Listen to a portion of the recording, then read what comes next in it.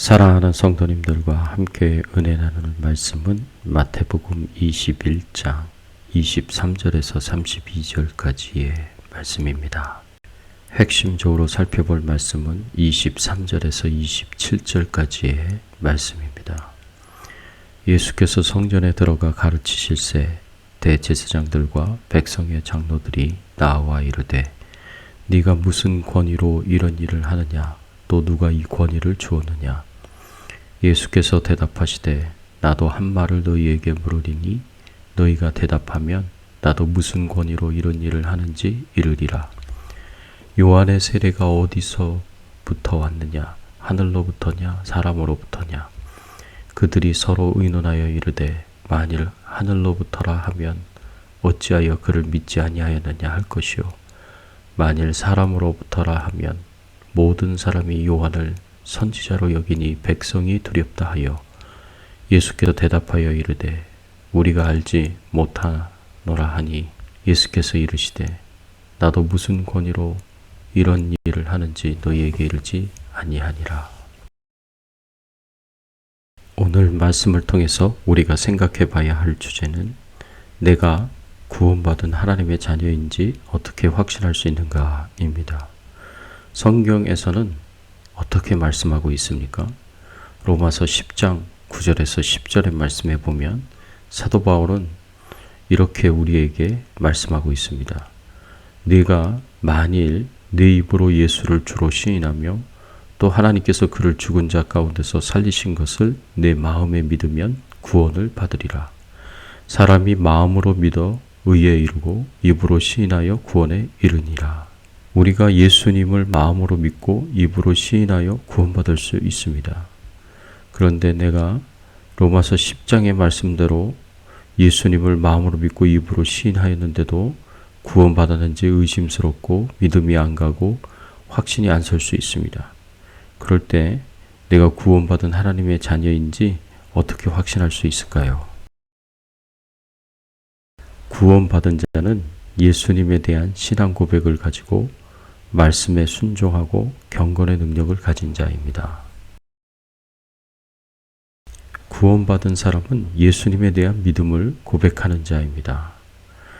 예루살렘에 입성한 예수님께서 첫 번째로 행한 성전 청결 사건 때문에 성전을 강도의 소굴로 만들었다고 책망받았던 대제사장의 무리들이 어떻게 행동합니까?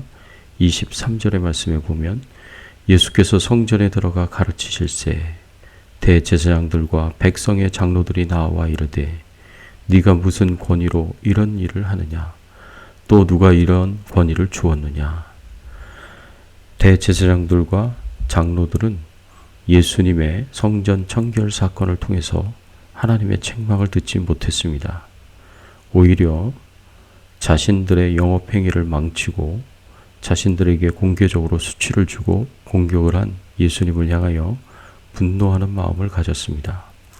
예수님의 성전 청결을 통해서 자신의 허물을 돌아보지 못하고 예수님을 향하여 분노하였습니다. 그래서 예수님을 찾아와서 예수님의 행동에 대한 권위를 묻습니다. 예수님의 당시의 모든 가르침에는 권위가 있어야 합니다. 왜냐하면 예수님 당시의 모든 중요한 가르침은 스승으로부터 제자에게 전승되어야 하고 이것은 위대한 랍비의 권위나 산헤드린 공의회의 법령과 같은 큰 권위에 승인되어야 했습니다.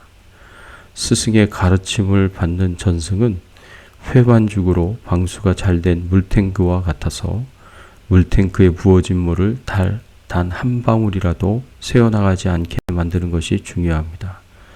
그래서 어떤 랍비의 가르침이냐가 중요했습니다. 산헤드린 공의회의 승인을 받은 것이냐가 중요했습니다. 만일 논쟁이 일어날 경우 그것이 옳고 그른 것보다 어떤 위대한 랍비가 말했느냐가 더 중요했고 산헤드린 공의회가 승인했느냐가 더 중요했습니다.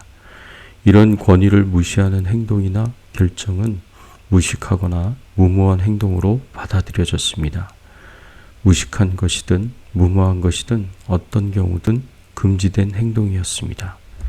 그래서 대제사장의 무리들이 예수님을 찾아와서 무슨 권위로 이런 행동을 하였느냐라고 물은 것은 어떤 위대한 랍비의 가르침을 따라 행동한 것이냐, 산헤드린의 어떤 법령에 따라 행동한 것이냐라고 묻는 것입니다. 그런데 이 물음에 대하여 예수님께서는 다시 묻는 것으로 대답하십니다. 요한의 세례가 어디로부터냐, 하늘로부터냐, 사람으로부터냐 라고 물으십니다. 이 물음에 대답하면 예수님도 그들의 물음에 답변을 하시겠다고 말씀하십니다.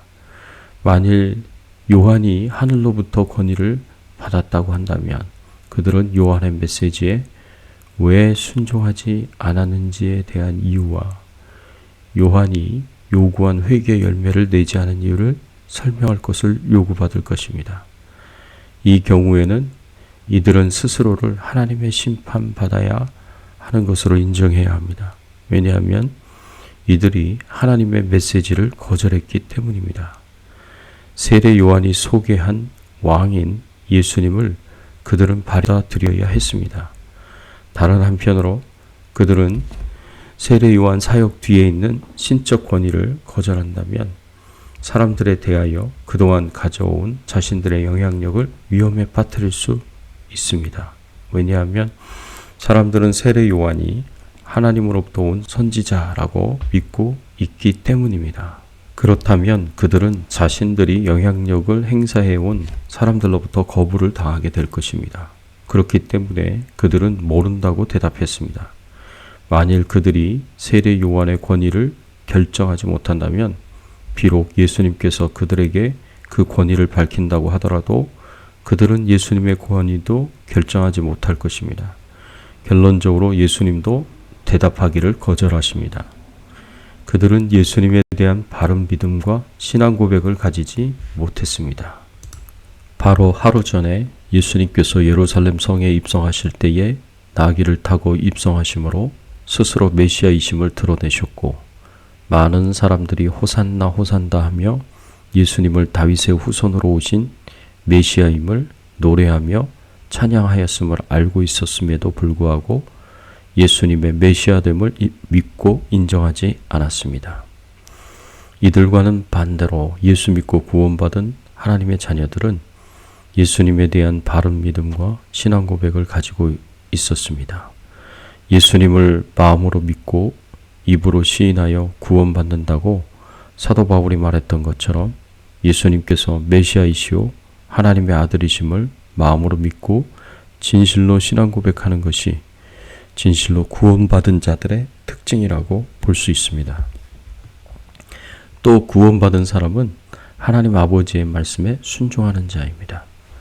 28절에서 31절까지의 말씀에 보면 예수님은 두 아들의 비유를 통해서 대제사장의 무리들을 통렬하게 비판하십니다.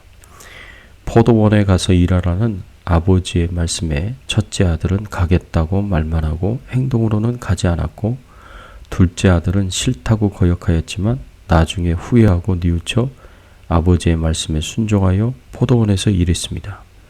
여기서 불순종한 첫째 아들은 대제사장의 무리들을 가리켰고 결국에 하나님의 뜻에 순종한 둘째 아들은 세리들과 창녀들을 가리켰습니다.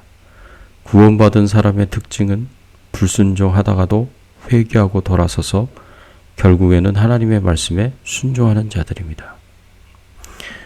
또 구원받은 사람은 경건의 모양만 있는 것이 아니라 능력도 가지고 있습니다.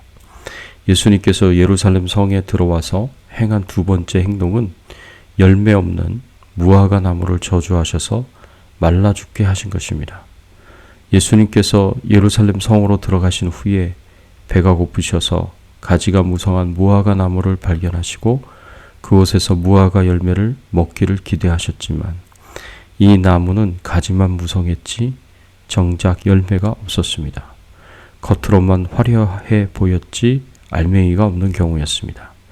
이것은 그 당시 종교 지도자들이라는 화려한 명칭과 직분을 가지고 있었던 대제사장이나 바리새인과 같은 무리들을 상징하기도 하였습니다.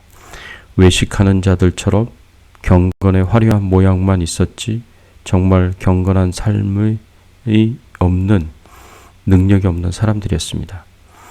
또한 성전을 가리키기도 하였습니다. 강도의 구렬로 변한 성전의 기능을 상실한 것을 의미합니다. 예수님께서 무화과 나무를 저주하셔서 말라 죽게 되었던 것처럼 예수님을 대적하고 믿기를 거부하고 끝까지 하나님의 뜻보다는 자신의 욕심을 따라 행한 대제사장을 비롯한 종교 지도자들 모두 멸망을 당하게 될 것을 상징적으로 말씀하셨습니다. 훗날 AD 70년경에 디도 장군에 의해서 예루살렘 성이 함락됐을 때 성전도 같이 불타 없어지게 되었고, 그 당시 대부분의 종교 지도자들을 비롯한 유대인들이 대학살을 당하게 되어 멸망을 당합니다. 이들과 반대로 구원받은 사람들은 하나님의 뜻을 따라 살고 하나님의 말씀대로 순종하여 진실되게 살려고 노력하기에 경건의 모양만 있는 것이 아니라 경건의 능력도 가지고 있습니다. 사랑하는 성도 여러분, 구원받은 사람으로서의 변화된 삶이 있습니까? 자신의 욕심을 따라 살기보다는 하나님의 뜻대로 살고 경건의 능력을 가지고 있으면서도 예수 그리스도에 대한 변함없는 믿음과 신앙 고백을 가지고 있는지, 그리고 하나님의 말씀에 순종하는 삶을 살고 있는지 돌아보고, 만일 그렇다면 여러분은 구원받은 하나님의 자녀가 틀림없습니다. 이와 같은 변화된 삶이야말로 내가 구원받은 명확한 증거입니다. 예수님께서도 마태복음 7장 16절에 말씀하셨습니다. 그들의 열매로 그들을 알지니 라고 하셨습니다. 여러분들의 삶이 열매가 되어서 여러분이 구원받은 하나님의 자녀인지 아닌지를 알려줍니다. 매일매일 계속되는 영적 싸움에서 승리하시고 하나님의 뜻에, 하나님의 말씀에 온전히 순종하는 삶으로 하나님을 기쁘시게 하고 영광을 돌릴 수 있기를 예수님의 이름으로 축원합니다. 함께 기도하겠습니다. 하나님 감사합니다. 오늘 말씀을 통하여서 구원받은 자는 예수님에 대한 신앙 고백을 가지고 있고 말씀에 순종하고 경건의 능력을 가지고 있다는 것을 알게 하여 주시고 깨닫게 하여 주시니 감사를 드립니다. 우리가 예수 믿고 구원받은 자라면 예수님에 대한 올바른 신앙 고백을 가지게 하시고 말씀에 순종하고 경건의 능력을 가질 수 있도록 은혜를 베풀어 주시옵소서. 오늘 하루도 주님과 동행하는 하루가 되도록 은혜 주시고 축복해 주실 것을 믿고 감사드리며 예수 그리스도의 이름으로 기도드리옵나이다. 아멘.